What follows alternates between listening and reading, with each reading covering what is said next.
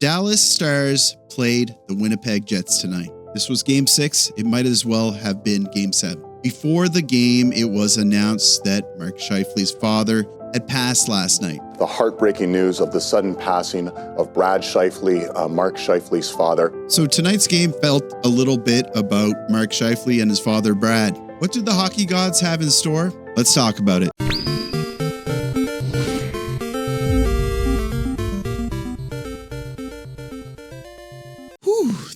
This was a heavy game. I started the season not much of a Jets fan. For me, what makes the Jets really exciting is the entire composition of the team. There's big stars on the team, individuals who really like playing in Winnipeg. But I'm weird with my hockey teams, and I choose to pick teams that, I don't know, I like because of a certain player oftentimes. And I've really liked watching Cole Perfetti play. Cole Perfetti driving the net is Kyle Connor. Cole Perfetti scores!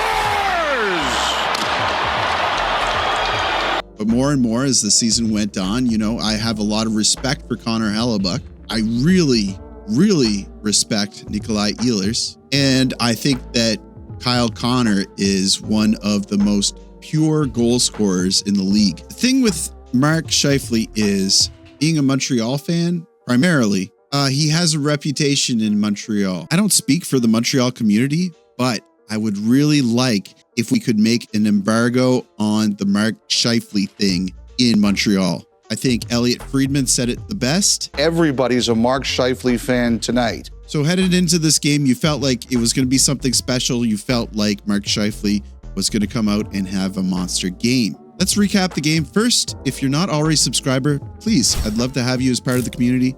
Hit that subscribe button. If you're already a subscriber, hit the like button. Helps me out with, I don't know, something YouTube related. So they drop the puck in the first period. Almost immediately, Rantanen puts one on net early to test out Hellebuyck. And this first period, Hellebuyck is having to defend his crease a lot. We see a centering pass that gets thrown just wide. Behind the net, Robertson, centering pass. And then we see Seguin, wide open net, misses with a backhand. On the other side of the sheet, Morgan Barron is doing a great job working it in deep, but they're not able to make anything happen. And the period ends. A little bit of pressure there at the end, but shots were 6-2 for the Dallas Stars. And we're at goose eggs going into the second period. Not going to lie, the first period, I was a little bit worried about the Jets' chances, but that changes in the second period. Second period starts, Buddy in the crowd gets smoked. They pause the game momentarily so he can get looked at.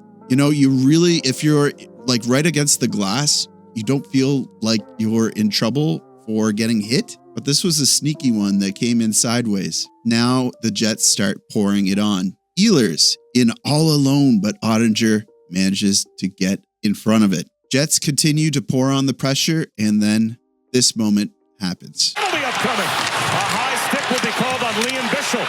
Firing towards the net. Rebound.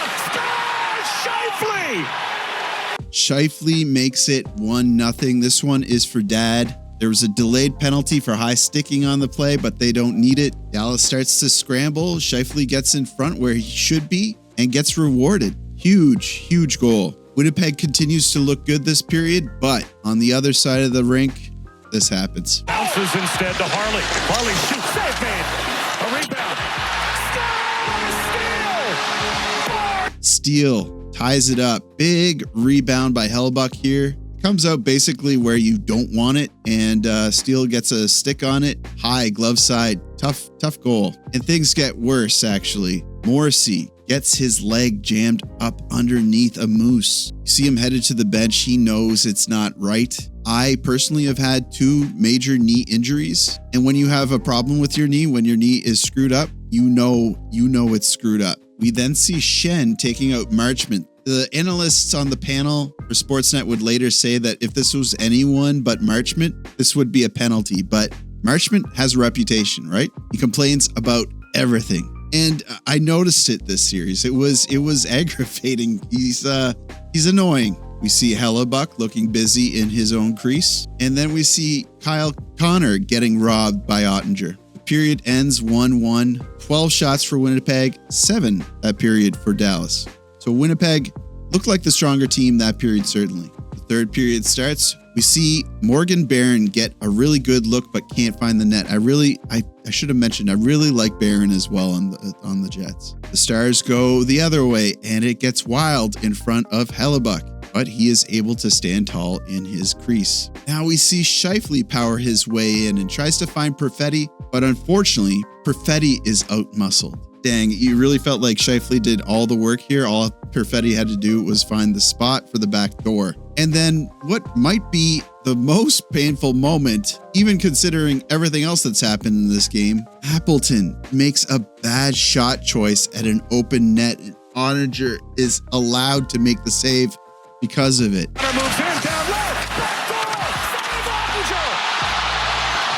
Heartbreaking. This could have been the game-winning goal, but the Jets keep pouring it on. This really feels like their game. But, and this is a huge but, Scheifele is forced to take a tripping penalty on Steele. I feel that this is absolutely a penalty shot, and I wonder what this game would have looked like if Sam Steele would have taken a penalty shot on Connor Hellebuyck. The third period ends.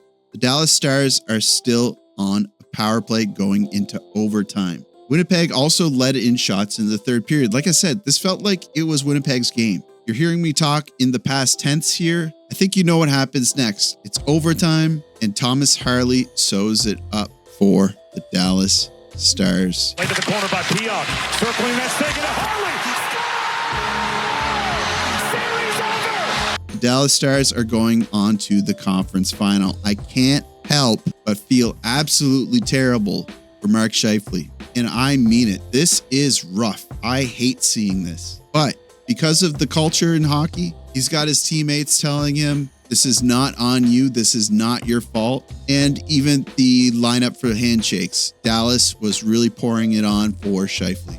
And that really heartens me. I love seeing that. It's also worth mentioning that the Dallas fans, they did something really classy, you know. There's no book on what you should do when something like this happens, but they went out and they contributed $55, Scheifele's number, to a number of different charities in honor of Mark's father, Brad. So that's a really nice gesture, but you know, it still stings. I didn't think that I would get that invested in this series, but the team really grew on me, and certain players really grew on me. I even started collecting some of their cards. I got this Vilardi main stage, 25 out of 25. You think Vilardi will stay with the team after this season? Anyway, that's going to do it for me, guys. I really appreciate the support from the Jets fans. It was a crazy season, and surely we're going to see you again next season. Team might look a little bit different, maybe younger and faster.